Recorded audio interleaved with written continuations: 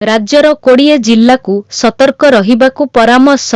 आगामी 24 घंटा पर्यंत 20टी जिल्लाकू येलो वार्निंग जारी करी सतर्क रहिबाकू परामर्श देइछि आंचलिक पाणीपाग केन्द्र। सुंदरगढ़, झारसुगुड़ा, बरगढ़, संबलपुर, देवगढ़, अनुगुल, ढेंकानाल, केन्दुझर, मयूरभंज, बालेश्वर, भद्रक, जाजपुर, केन्द्रापड़ा, कटक, जगतसिंहपुर, पुरी, खोर्धा, नयागढ़, गंजाम और गजपति भली जिल्ला को येलो वार्निंग जारी करा जायछि। एही सबु जिल्ला गुड़िकर गोटिए किंबा दुईटी स्थान रे प्रबल वर्षा, घड़घड़ी सह झटका पवन 30-40 किलोमीटर प्रति घंटा हेबार संभावना रहिछि। सेपटे आसंताकाली पाई मध्य अनेक जिल्ला को येलो वार्निंग जारी करा जायछि। सुंदरगढ़, झारसुगुड़ा, बरगढ़, संबलपुर, देवगढ़, अनुगुल, ढेंकानाल, केन्दुझर,